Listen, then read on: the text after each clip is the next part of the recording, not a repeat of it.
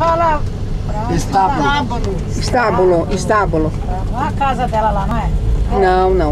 Não? Não. A mãe todo que olha, a mãe fala que é casa dos outros. A mãe olha a casa dos outros. Ah, já tá achando tanta casa aqui que não é. Ah, aquela ali é dos boi. Olha os outros! Ali é a casa do boi, hein? Olha os outros! Ai, tia! Até que não tá ruim pra mim não, né? Boi! É meu, né? Até que não tá ruim não. Não, tá. Tá ruim não. Depois é só pau. Não, olha aqui. Estrabo que eles... Estábulo, mãe. Estábulo. Estábulo, aí. Estábulo. Aí, aonde entra num curral aí, ó. Cadê o boi? Olha lá, tá cheio de boi, ó. Agora nós vamos passar pontinho. Cheio de boi. Segura, pião! Segura, pião! Segura! Ei, Gina.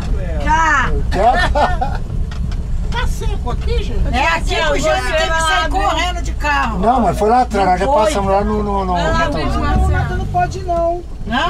Mas não pode não, pode ficar pisando essas coisas não. Cuidado com o boi, hein? Ai, Jesus.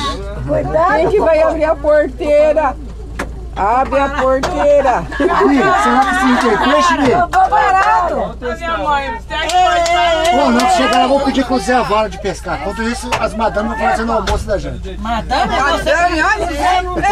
Ah, mas lava essa mão bem, hein, Marcelo? Vai, lava essa mão bem. Ô, gente, você vai deixar nós aqui em cima dessa fonte? Ô, sem Pode ficar graça, tranquilo, vai estar criança. reforçado. Que criança sem graça, essa? Olha lá o riacho lá embaixo. Ei, tia! Ei, dona, olha. Quadro. Pé na bolsa.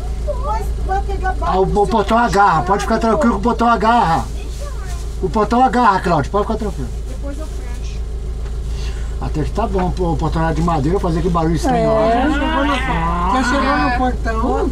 Fizeram alguma coisa, né? Ô, Lohane, lá na casa da sua tia, lá naquela fazenda lá, tem portão.